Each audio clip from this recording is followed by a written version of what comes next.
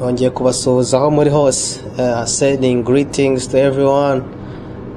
Hope your weekend is going great wherever you are, whichever part of the world you are. Ndabasuhuza ndabafuriza igihe cyiza, igihe kigeze ngo dutangire gahunda nziza yo kuri channel yanjye yitwa The Ultimate Stories. Channel iri dedicated kubashakira inkuru zishimishije. Nadatinze cyane, amazina buri gihe ni Modeste Uwonzi. Uyu munsi naje niteguye cyane nabashaki inkuru ishimishije. Iyi nkuru uyu munsi irerekera ku mugabo witwa Didi yakatiwe wakatiwe imyaka 40 uzwiho ku ma freak offs parties. Yateguraga amapate ashimisha abantu bakomeye bakoze umufungo wabo bashaka kusohora. ama white parties yakoraga, haberaga ibintu bikabije cyane byatumye leta nayo imukurikirana cyane bitewe nuko yagiye aregwa, FBI yabyinjiyemo cyane. Uyu mugabo rero akaba amazina ye nyaye ni Sean Combs. Yavukiye muri Mount Vernon, Mount Vernon, New York. Akaba yaragiye muri businesses ya entertainment, aho yabaye mu executive producer.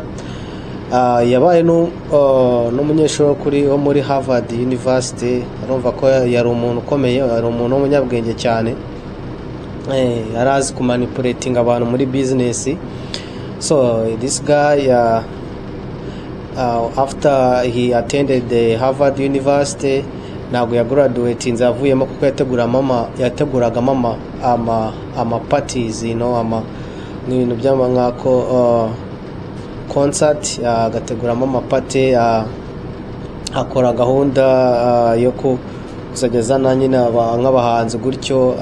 Abona akazi mu ma studio, bara recruitinga nk'umu executive producer. Agera igihe arirukanwa bitewe n'impamvu z'akazi ko abantu birukanwa. Ariko ku munsi w'ejo twabonye urukiko rukuru rwa New York rwamukatiye imyaka 4 n'amezi 20 bitewe n'ibirego yagiye aregwa n'abantu yagiye akorana mu kazi yari arimo muri ibyo bintu by'ama freak offs. Bakoraga ibintu bitajyanye n'amategeko, bakora ibyo bita racketeering, human trafficking, something like that. Ariko icyaha yakatiweho igihano cyo gufunga imyaka 4 n'amezi 20 cyiswe prostitution. Nuko bagiye kubona bapimye ibyarezwe byose, cyababonye ari prostitution. Uyu mugabo PDD tugiye kuvuga ku buzima bwe, twareba uko yatangiye muri za 1990 ari umu executive producer I think yitwaga Motown, something like that. Ari akorera umugabo witabye Imana witwa Andre Farrell. Yabonye ari umukozi cyane, amu inshingano zikomeza z'iyo company. Ariko igihe kiragera nawe yifungura studio ayita Bad Boy, assigning abahanzi babiri wakomeye, arimo witwaga Craig Mark nawe witabye Imana. Haza n'uwo witaga Notorious B.I.G. wabaye cyamamare cyane. Ariko nawe igihe kiragera ko ibibazo byari muri industry yo muri za 90, araraswa. So muri icyo gihe Sean Combs uwo tuziho nka Didi muri ibi bihe, arakomeza iyo y'umuhanzi we, anamukora n'indirimbo. Uyu muhanzi PDD yabaye umuhanzi sampling indirimbo z'abandi bahanzi cyane, ariko cyane indirimbo zo muri za 80 nziza abantu bakunze. muri 90 byarageze arazisampulinga nk'indirimbo yubahiriza legacy y'umuhanzi we yari yarashize muri recording label ye. Abanyina ba Israel yakomeje kumuririmba indirimbo nziza ayisampulinze ku ndirimbo ya Sting bita Every Breath I Take. Indirimbo iramara imugira igihangange ituma atsindira n'ibihembo byinshi bya Grammy Awards. Agenda sampling indirimbo nyinshi abantu bakunze nk'indirimbo bita More Money More Problems. I don't know why we get more money and more problem we see. Iyo ndirimbo mu gihe cyazo zarakunzwe cyane ariko abantu baramubashinga out cyane ngo ntabwo afite ibihangano bye nyabye, akeneye kuba original kurusha uko yaba afata indirimbo zacuranzwe akazisampulinga.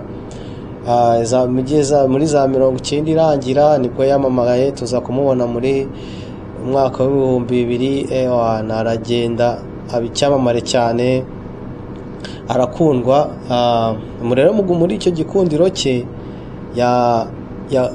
yakoremo ibintu bitari byiza. Niho twabonye iki gihe he was dating Jennifer Lopez. I think it's 2000 bajya muri club imwe muri New York habamo kurasana.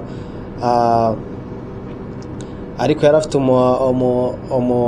undi muhanzi yasayininze muri recording label ye. He took a blame for him, aravuga ngo ntago ari we warasha ahubwo niwe nyiri bwite. So akira gutyo gufungwa. Uwo wundi uwo muhanzi yari recordinze nibagiwe izina rye, arafungwa nyine mu mwanya we, ariko yarafungwa asubira iwabo. Yahise bamudipotinga iwabo aho yari yarakomotse, agerayo ajya no muri politike yiteza imbere. I think he's a politician right now. So abikira gutyo kuko ari umuntu ukomeye wakoze amafaranga, ibirego byinshi nk'ayo ma free offs yatumye akatirwa imyaka 4. Kigaragara ko ashobora kuba sinzi icyo yahaye umucamanza, kuko abantu benshi bavuze yagakwiriye kuba yarahanywe kuko ibintu yakoraga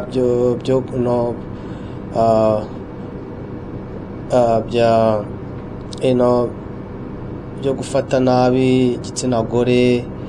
Ni abenshi nibo bamuregaga babakoresha nyine ibintu bitari byiza. Turabona Case Ventura wagize uruhare cyane mu kumurega no mu rukiko, niwe wamushinjaga cyane. Kandi Didi yamurebaga akavuga ntabwo nari nzi ko no umukobwa yangiza hano. Ariko ubu ngubu yabaye n'umugore, bari bafitanye relationship. Nigeze kumva avuga ngo yari contract relationship. Twese twabonye video zasohotse zatumye ibyaha yaregwaga bifatika. FBI by'agaciro. Video yagaragaye umwaka ushize ari kumukubita imigeri, umukobwa ari kumuhunga ariko bakomeza kumukurikirana. Abantu bakibaza se ibintu bigaragaye kuri video aho tudashobora kubona kuri video amufata gute? So bigaragara ko yari inyamaswa. He was a true monster. Bigaragara ko yari yaratotejwe cyane. Ibyaha rero yarezwe birangiye akatiwe imyaka 4 ariko arafunga 3 kuko yari amaze umwaka muri gereza.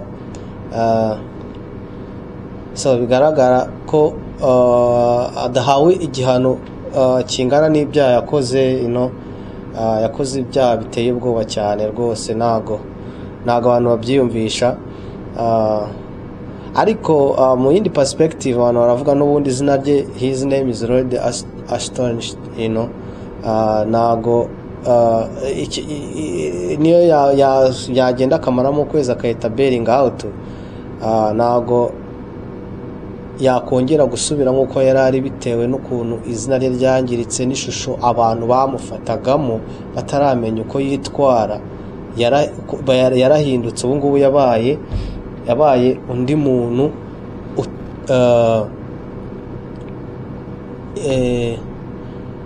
public itakongera ku legitimizinga, you know.